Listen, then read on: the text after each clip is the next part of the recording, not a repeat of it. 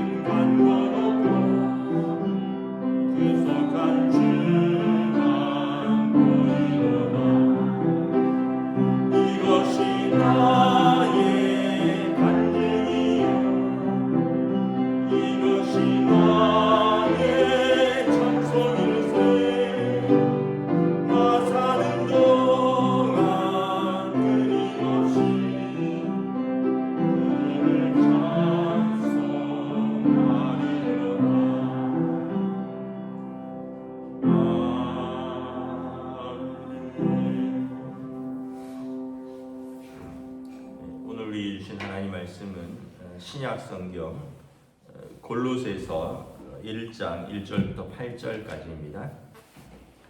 골로새서 1장 1절부터 8절입니다.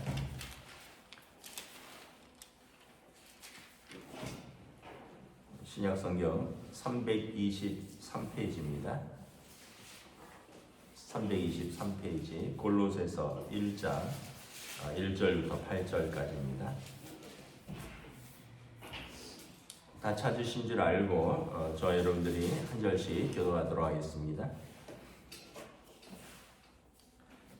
골로새서 1장 1절부터 8절입니다. 하나님의 뜻으로 말미암아 그리스도 예수의 사도된 바울과 형제 디모데는 골로새에 있는 성도들 곧 그리스도 안에서 신실한 형제들에게 편지하노니 우리의 아버지 하나님으로부터 은혜와 평강이 너희에게 있을지어다. 우리가 너희를 위하여 기도할 때마다 하나님 곧 우리 주 예수 그리스도의 아버지께 감사하노라. 이는 그리스도 예수 안에 너희의 믿음과 모든 성도에 대한 사랑을 들었으며 너희를 위하여 하늘에 쌓아둔 소망으로 말미암음이니 곧 너희가 전에 복음 진리의 말씀을 들은 것이라. 이 복음이 이미 너희에게 이르매 너희가 듣고 참으로 하나님의 은혜를 깨달은 날부터 너희 중에서와 같이 또한 온 천하에서도 열매를 맺어 자라는도다. 이와 같이 우리와 함께 종된 사랑하는 에바브라에게 너희가 배웠나니 그는 너희를 위한 그리스도의 신실한 일꾼이요 성령 안에서 너희 사랑을 우리에게 전한 자라. 아멘. 할렐루야. 오늘도 새날을 주셨습니다. 하나님께서 은혜와 평강으로 함께 해주시기를 축복합니다. 뭐 아침에 영하 7도라 그러더라고요. 요즘 뭐 일단은 계속 영하권 날씨가 계속되는데 저는 요즘 밖에 다닐 때 마스크를 다시 하고 다닙니다. 다시 마스크하고 다니니까 좀 답답한데 감기에는 마스크가 최고입니다. 그래서 지난 코로나 시대 때 보니까 우리가 코로나 때문에 마스크를 쓰고 다녔잖아요. 그때 감기 환자가 거의 없었다 뭐 이런 뉴스를 봤는데 요즘 마스크를 벗으니까 감기 독감 환자가 많은데 여러분 밖에 나가실 때 또 대중교통 타실 때는 다시 요즘은 마스크 쓰는 게 좋을 것 같습니다. 날씨가 워낙 차가워서요. 이제 우리가 잠시 골로새서 말씀을 봅니다. 골로새는 골로새 교회에 쓴 사도 바울의 목회 편지입니다. 옥중서신이라고 하는데요. 로마 감옥에서 바울 사도가 투옥되어 있으면서 쓴 편지가 에베소, 빌립보, 골로새 이런 것입니다. 이 에베소, 빌립보, 골로새는 다 그 당시에 소아시아에 바울 사도가 전도하면서 세운 교회입니다. 소아시아는 지금의 터키입니다. 그래서 이 소아시아 내륙에 바울 사도가 이제 다니면서 전도한 교회 중에 한 교회이고요. 이 교회는 오늘 본문에도 나오지만 에바브라라는 목회자가 이제 그 교회에서 목회를 하고 있고 또 에바브라는 성경에 보면 뭐 빌립보 교회에서 이제 바울 사도의 옥바라지를 위해서 보낸 에바브로비디도와 동일한 인물이다 이런 말씀이 있기도 합니다. 오늘 말씀에도 보면 에바브로를 통해서 너희의 소식을 전해 들었다 이런 표현이 있거든요. 그러니까 아마 에바브로가 로마 감옥에 있는 바울 사도를 방문한 것 같아요. 그래서 어쩌면 뭐 동일한 분일 수도 있고 뭐 아닐 수도 있는데 이제 우리가 그렇게 알아두시면 되겠습니다. 골로새서는 지금 터키 내륙에 있는 그 당시에 소아시아 지역의 에베소, 빌립보, 골로새 지역의 교회에 쓴 목회 편지이고 감옥에서 썼기 때문에 옥중서신이라고 하고 그리고 그 교회의 목회자는 에바브로다. 1절에 보면 이 서신의 그 발신자와 2절의 수신자를 말씀하고 있죠. 1절에 하나님의 뜻으로 말미암아 그리스도 예수의 사도된 바울과 형제 디모데는 바울과 디모데가 지금 골로새 교회에 편지를 쓴다는 거죠. 바울 사도의 정체성은 뭐냐면 나는 그리스도 예수의 사도된 바울이다. 이거를 어디서나 밝히고 있습니다. 또 다른 데 보면 그리스도 예수의 종된 바울이다. 이렇게 당당하게 밝히고 있습니다. 사도는 보내심을 받은 자라는 뜻이에요. 나는 그리스도 예수께서 보낸 사람이다. 나는 그리스도 예수의 종된 사람이다. 여기에 대한 자부심이 있고요. 항상 그것을 밝힙니다. 여러분 우리가 예수님과의 관계를 부끄러워하지 말고 당당하게 항상 밝힐 수 있어야 됩니다. 나 동원교회 권사 누구다. 이런 자부심이 있어야 돼요. 나 하나님께서 나에게 권사라는 직분을 주셨다. 나 하나님께서 나에게 뭐 안수집사, 뭐 장로라는 직분을 주셨다. 나 동원교회 장로다, 안수집사다. 나는 그리스도 예수의 종인 누구다. 이런 당당함이 있어야죠. 제가 이렇게 중고등학교, 대학교 다닐 때는 좀 예수 믿는다는 게 조금 드러내는 게 조심스럽더라고요. 왜냐하면 이제 제 친구들이나 뭐 또 제 주변에 아는 사람들은 아버지가 목사님인 걸 알고 있는데 제가 그 아이들이 볼 때 그렇게 믿음의 본을 보이는 생활을 못하는 것 같아서 스스로 이제 뭐 어디 가서도 뭐 그런 이야기 하는 걸 조심스러워했어요. 그리고 막 기도도 중고등학교 때는 왜 이렇게 부끄러운지 이제 학교 가서 이제 밥 먹을 때 도시락 먹을 때 기도하잖아요. 애들한테 눈치 안 보이게 하려고 얼른 그냥 3초 이렇게 눈 살짝 감았다가 뜨고 기도 살짝 하고 막 이랬는데 그때는 이제 모든 게 자신이 없던 시대였어요. 예수 믿는 것에 대한 어떤 자부심, 확신, 또 아버지가 목사인데 내가 그렇지 못한 거에 그런 생활이 그렇게 믿음의 본을 보이지 못한 생활에 대한 스스로에 대한 어떤 부끄러움, 사람들이 나를 어떻게 뭐 이런 여러 가지 그러니까 이게 항상 어떤 면에서 보면 이제 제대로 세워져 있지 않으니까 내가 예수 믿는 사람이다라는 것을 스스로 밝히기가 부끄러웠어요. 근데 이제 나이가 들어가면서 또 나이가 들어가면서가 아니라 내가 믿음이 생기면서 이제 어디에 가도 뭐 지금이야 뭐 당연히 뭐 모르는 데 가서도 뭐합니까? 목사입니다 이렇게 이야기를 하죠. 왜냐하면 난 그렇게 부름을 받았으니까. 근데 여러분들도 혹시나 아직도 내가 어디 가서 예수 믿는다라고 말하기가 부끄럽다. 아이고 내가 권사라고 내가 말하기가 거시기하다. 여러분들 표현대로 그렇다면 정말 거시기한 겁니다. 내가 어떤 누군가에 대한 자부심과 확신이 있어야 되는 거예요. 아까 말했듯이 내 스스로 부끄럽고 다른 사람들의 시선에 대해서 내가 그런 믿음의 삶에 대한 자부심이 없으니까 제가 중고등학교 때 그랬던 것처럼 아직도 여러분 예수 믿는 것에 대한 확신 또 자신의 직분에 대한 감사, 당당함이 있는가 한번 생각을 해보시기 바랍니다. 사도 바울은 감옥에서 지금 밝히는 거예요. 나 예수의 사도다. 감옥에서 예수의 종이다. 당당하게 밝히는 거죠. 누구에게 밝힙니까? 2절에 골로새에 있는 성도들에게 곧 그리스도의 신실한 형제들에게 편지합니다. 골로새는 지역 이름이라고 그랬죠.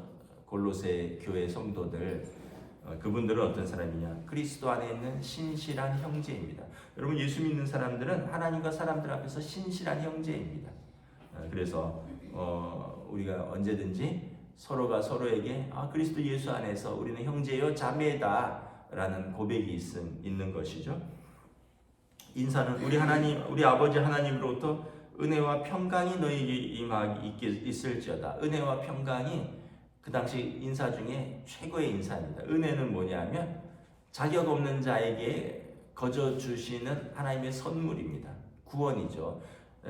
그리스도 예수 안에 있는 형제 자매들에게 하나님께서 예수 그리스도로 말미암아 구원의 선물을 거저 주셨어요. 자격이 있어서가 아니라 저나 여러분이나 뭐 얼마나 착하겠어요. 저나 여러분이나 얼마나 여러분 뭐 그렇게 구원받을 만한 사람이겠어요. 근데 예수 안에서 자격 없지만 예수 안에서 우리에게 주어진 구원의 선물 이것이 은혜고요. 평강은 뭐냐면 하나님께서 우리와 함께 계실 때 그 안에 있는 샬롬입니다. 샬롬.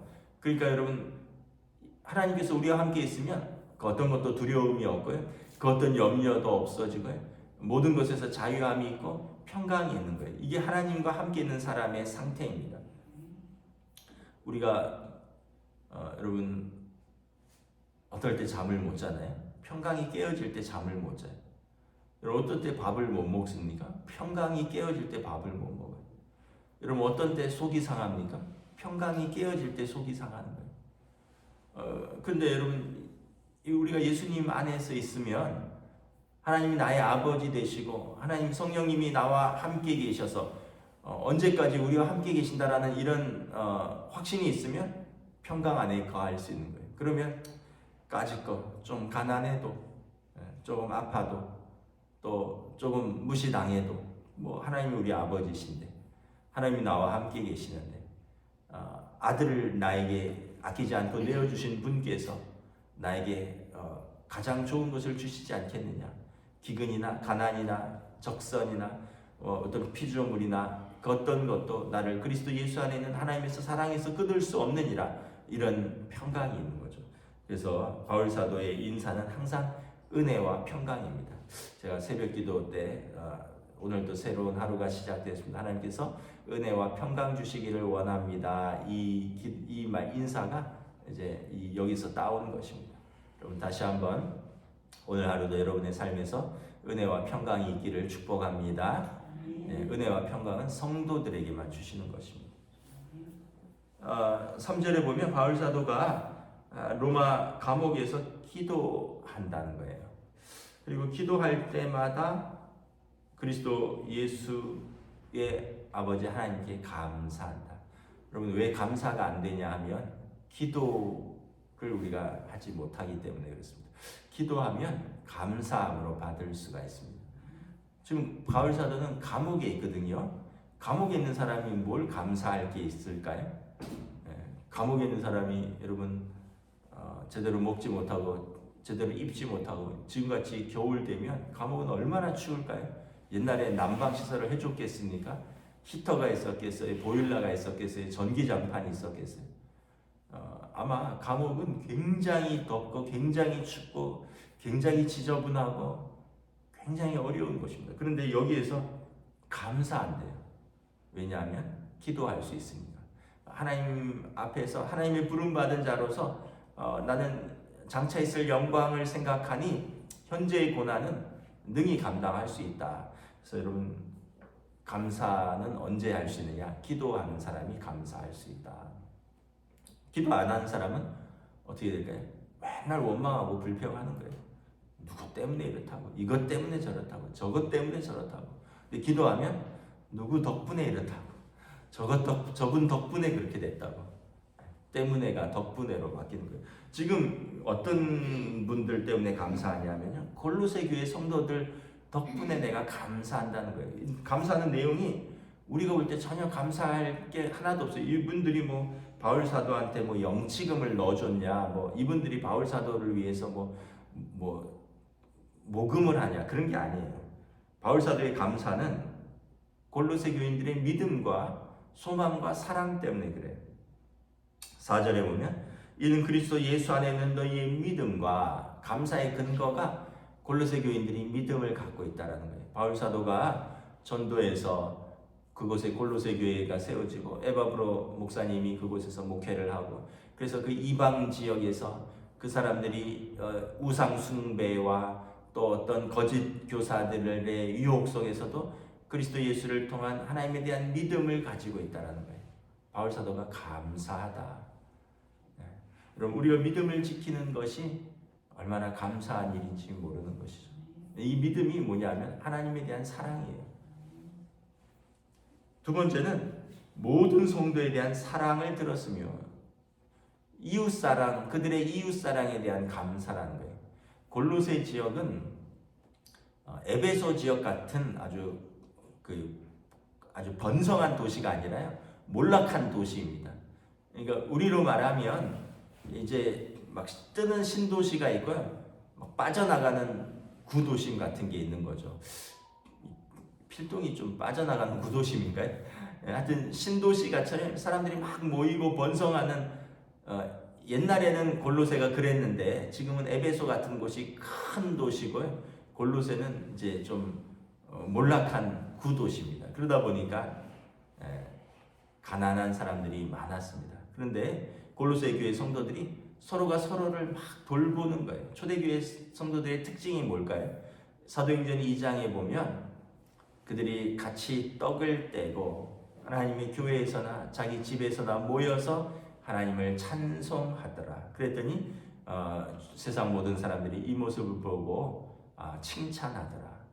그러니까 여러분, 성도들은 나 하나만 사는 게 아니라 서로가 서로를 돌아보고 마음으로 또 함께하고 또 물질로 함께하고 그러면서 골로새 교회의 그 성도의 사랑이 굉장히 아름다웠다는 거죠. 그래서 여러분, 성도의 사랑은 하나님 보실 때 얼마나 아름다울까, 이렇게 생각하면 되죠. 우리가 형제 자매라면, 우리가 한 형제 자매라면 여기 말씀했처럼 그리스도 안에서 한 형제된 골로새 교회 성도들에게, 여러분, 우리 부모님들이 자녀들이 있는데 자녀들이 어려워요. 그럼 막 서로가 서로를 도와요. 큰아들이 둘째 아들도 없고, 뭐 둘째 아들이 막내도 없고, 이런 걸 보면은 부모들이 뿌듯하겠죠. 아이고, 쟤네가 좀 어려운데 그래도 좀 넉넉한 누가 돕는구나. 아이고, 부모가 얼마나 감사하고 뿌듯하겠어요. 형제 간의 그 사랑이 돈독하니까. 그런데 아이고, 이것들이 결혼하더니만 서로 남 모른 척하고, 막 동생은 저렇게 힘들다는데 뭐 오빠나 누나라는 사람은 좀 넉넉한데 돕지도 않고, 그래서 동생은 눈물을 흘리는데 지네 가족만 뭐 잘 먹고 잘 사는 것 같고, 이러면은 부모 마음이 얼마나 어렵겠어요. 여러분, 성도 사랑은, 서로에 대한 그런 사랑들은 우리에게 자랑하라고 주신 게 아니라 서로 섬기라고 주신 거예요. 서로 섬기고 서로 은혜를 나누라라는 거죠. 바울 사도가 골로새 교회의 성도들이 이렇게 서로를 섬기고 사랑하는 것, 이 몰락한 도시에서 교회가 하나 되어서 서로 사랑의 공동체를 가는 것이 얼마나 감사한지 모른다라는 거예요.